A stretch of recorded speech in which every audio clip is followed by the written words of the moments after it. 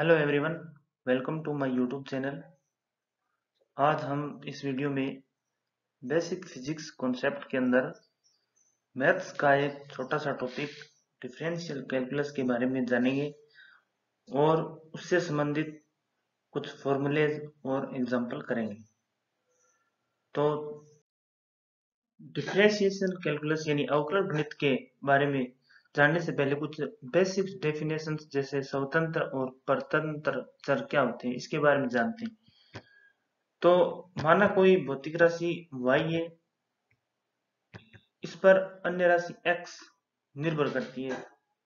यानी दो कोई राशि है जिसमें एक राशि दूसरे पर निर्भर करती है। जब x के मान में परिवर्तन किया जाता है तो y के मान में भी परिवर्तन होता है, तब x स्वतंत्र चर है। यानी अपने दो राशियां कोई भी है, एक में परिवर्तन करें दूसरे परिवर्तित हो रही है, तो जिसको परिवर्तन कर रहे हैं वो x है और जिसमें परिवर्तन हो रहा है वो y है। तो x यहाँ पर स्वतंत्र चर कहलाता है और y परतंत्र चर। इसको व्यापक रूप में y बराबर fx द्वारा प्रदर्शित किया जा सकता है। यानी कोई भी दो क्वांटिटी को एक दूसरे पर डिपेंडेंट को इस प्रकार अपने दर्शा सकते हैं। दूसरा इसके अंदर है, जैसे अपने किसी सरल रेखा के ढाल के बारे में बात करते हैं। जैसे चित्र में दिखाया हुआ है, OQ एक सरल रेखा है, इस पर दो बिंदु हमने P और Q लिए। P और Q के निर्देशांक x1 y1 और x2 y2 है। तो इसमें ढाल किस प्रकार से ज्ञात की जाती है? तो P से अपने आर क्यू एक ट्राइंगल लेते हैं और इसमें जो टेन थीटा है, अगर ये कोण थीटा है तो जो टेन थीटा होगा वो क्या होता है? लंब बटा आधार। तो इसमें लंब भुजा कौन सी होगी? क्यू आर अपॉन आधार होगी पी आर भुजा। तो डायग्राम से देख सकते हैं जो क्यू आर का मान है वो कितना प्राप्त होगा? y2 माइनस y1, क्योंकि यहां से यहां तक जो है वो y2 है और यहां से यहां तक जो है y1 है। तो इन दोनों का गैप कितना हुआ? y2 minus y1। इसी प्रकार यहां से यहां तक x1 और O से लेकर यहां तक की दूरी x2, तो दोनों के बीच का जो गैप है वो कितना प्राप्त होगा? x2 minus x1। तो ये अपने आगे कहाँ यूज होगी इसकी चर्चा करेंगे। तो सरल रेखा का ढाल जो है इस प्रकार से ज्ञात कर सकते हैं। वक्रीय रेखा है, उसके ढाल अपन किस प्रकार ज्ञात कर सकते हैं? सबसे पहले तो देखते हैं, जैसे बिंदु P है उस पर स्पर्श रेखा खींचते हैं तो इसका जो कोण है वो कितना आएगा? θ1। और अगर Q पर अपने एंगल खींचा जाए तो वो कितना आएगा? θ2। जो पीछे वाला डायग्राम था उसमें अपने स्ट्रेट रेखा थी, उसमें किसी बिंदु पर अगर अपनी स्पर्श रेखा खींचते हैं तो कोण जो है वो परिवर्तित नहीं होता, लेकिन इस वक्रीय रेखा में आप अपने अलग अलग बिंदुओं पर स्पर्श रेखा खींचते हैं तो जो कोण है वो परिवर्तन हो रहा है। अगर इसमें अगर अपने ढाल निकालना चाहे, P से Q अपने को सीधी रेखा प्राप्त नहीं हो रही, तो इसको सीधी रेखा बनाने के लिए क्या करते हैं? बिंदु P और Q को मान लेते हैं भी एक दूसरे के बहुत पास है, यानी इन दोनों के बीच की दूरी बहुत ही कम है।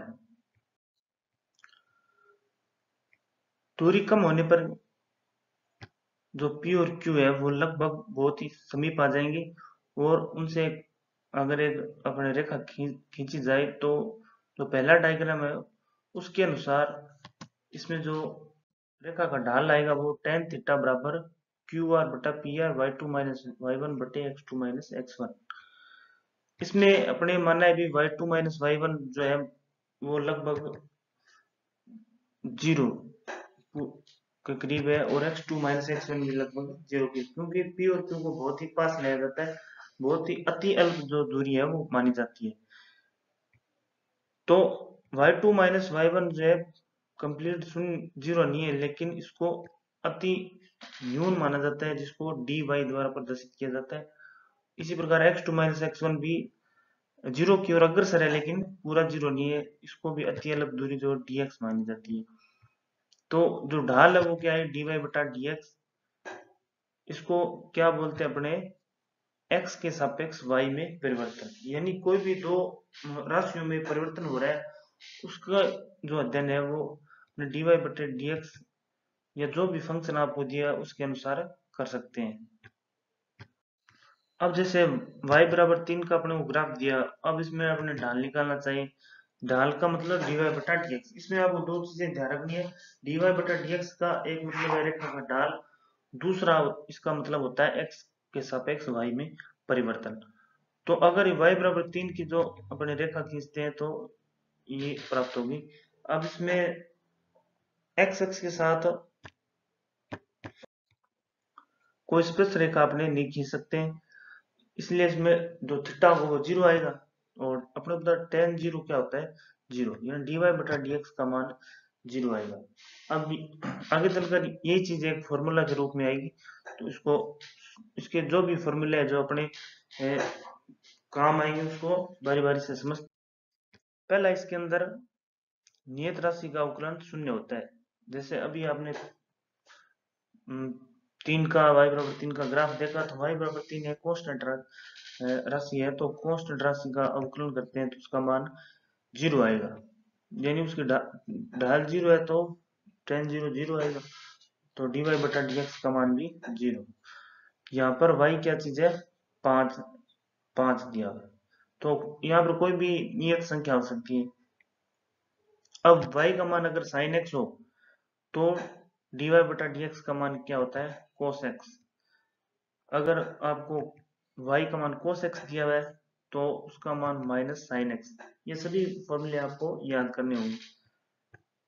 अगर y का मान tan x हो तो dy बटा dx क्या बनता है, sec square x, और sec x है तो इसका मान sec x tan x बनता है।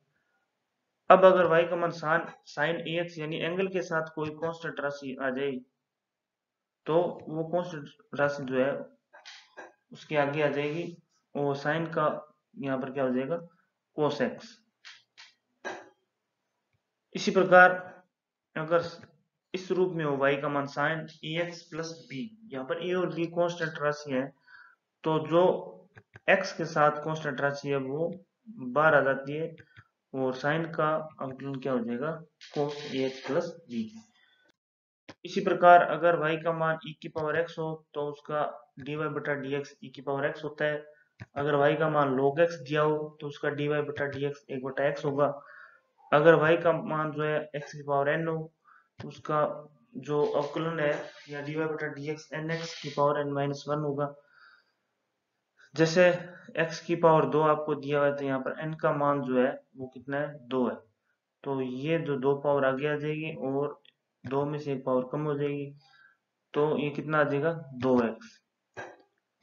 नियत राशि यदि किसी चर राशि के साथ गुणा में है, यानी आपको इस प्रकार कोई फंक्शन दिया है, c यहाँ पर कांस्टेंट है और fx कोई भी फंक्शन दिया है तो c जो है बाहर आ जाती है और जो भी फंक्शन उसका अवकलन हो जाता है। जैसे 5 sin x दिया है तो 5 यहाँ पर कांस्टेंट है और sin x जो है वो एक फंक्शन है, तो इसमें 5 जो है उसका कुछ नहीं होगा, यानी ये नियत है तो बाहर आ जाएगा, और साइन का जो अवकलन होगा cos x हो जाएगा। अब यदि बहुत सारे पद फंक्शन में दिए हुए आपको तो उसमें क्या करना होगा, जितने पद है उनका अलग अलग dy बटा dx करना होता है। जैसे 5 sin x है, इसका अलग हुआ तो 5 cos x, और x स्क्वायर का 2x, और 1 जो कांस्टेंट है उसका कितना हुआ, 0। तो ये सारे सूत्र आपको याद करने होंगे और आगे के चैप्टर में इनका यूज होगा। अब भौतिकी में अवकलन गणित का उपयोग किया, भौतिकी में अपने अनेक राशियां हैं जो दूसरी राशियों पर निर्भर करती है। जैसे दूरी समय के साथ निर्भर करती है, वेग का समय और दूरी के साथ डिपेंड है इन पर। तो इन राशियों में परिवर्तन की दर को अपने अवकलन द्वारा ज्ञात किया जाता है। जैसे किसी क्षण किसी कण का समय के साथ स्थिति में परिवर्तन या स्थिति परिवर्तन की दर, इसको इस प्रकार लिखा जाता है, तो तात्क्षणिक वेग v बराबर डी आर बटा डी टी। और किसी क्षण समय के साथ वेग में परिवर्तन या वेग परिवर्तन की दर को कैसे लिखते हैं, ए बराबर dv बटा dt। इसको अपने एक दूसरे तरीके से भी लिखा जा सकता है। आइए अब समझते हैं भी इन जो अवकलन गणित है उनका अपने भौतिक राशि में किस प्रकार से उपयोग करते हैं। तो एग्जाम्पल है 5 किलोग्राम द्रव्य वाले पिंड का किसी क्षण t पर वेग निम्न सूत्र द्वारा दिया गया है, v बराबर 2t³ plus 3t square plus 10 metre प्रति सेकंड। अब वो क्या बोल रहा है, t बराबर 4 सेकंड पर बल की गणना कीजिए। अब अपने को बल का सूत्र ध्यान होना चाहिए, F बराबर ma, यानी m यहाँ पर द्रव्यमान और a त्वरण।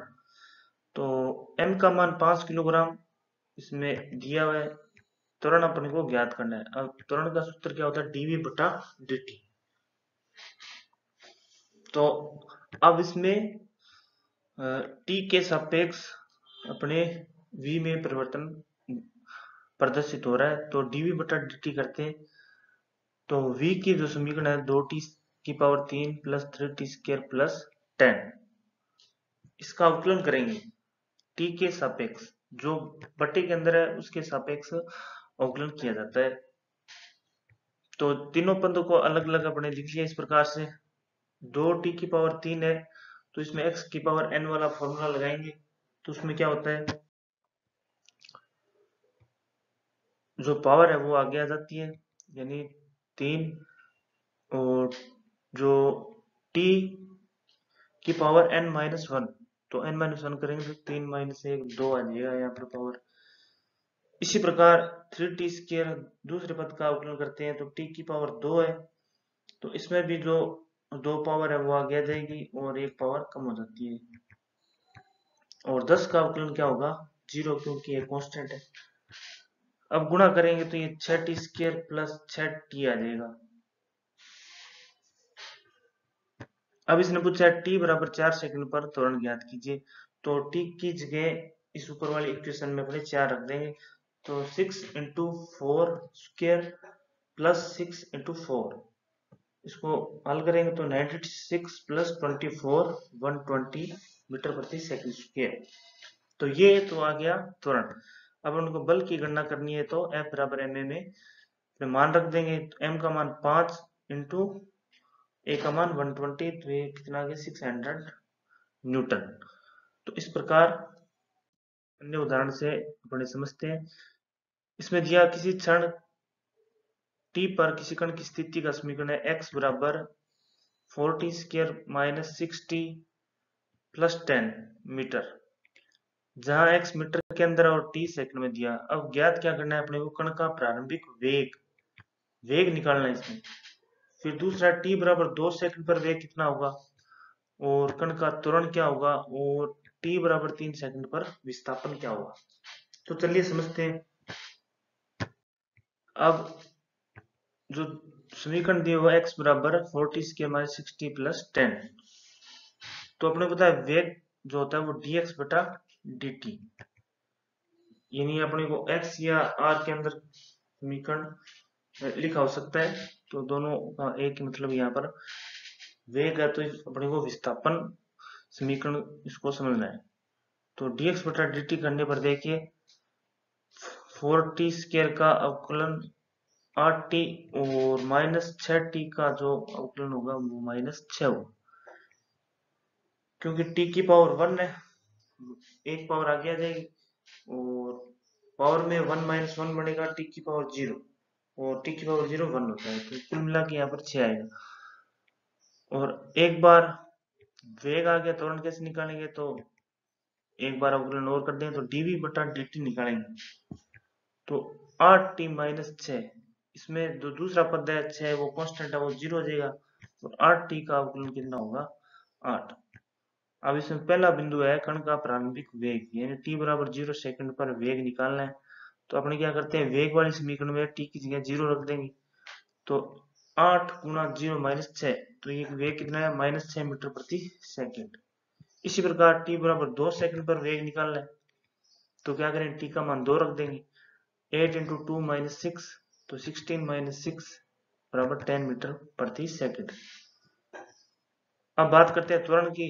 तो कण का त्वरण क्या होगा, जैसे कि हमने पहले निकाला डीवी बटा dt बराबर 8 मीटर प्रति सेकंड स्क्वायर। अब इसमें टी का कोई भी जो पद नहीं आ रहा है, इसका मतलब सभी समय के लिए जो त्वरण है वो 8 ही आएगा मीटर, यानी एक नियत हो गया।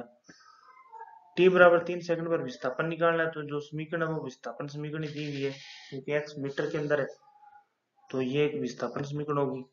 तो यहाँ पर टी की जगह आपको सिर्फ 3 रखना है और इसको सोल्व कर लेंगे, तो जो विस्थापन आए वो कितना आएगा 28 मीटर। तो इस प्रकार भौतिक राशियों में जो अवकलन गणित है उसका जो यूज होता है। आगे के चैप्टर्स में अपने ग्राफ के द्वारा भी इन चीजों को समझेंगे। अभी के लिए अगर वीडियो अच्छा लगा हो तो इसे लाइक करें और इसी प्रकार के अन्य टॉपिक देखने के लिए मेरे वीडियो YouTube चैनल को सब्सक्राइब जरूर करें। Thank you.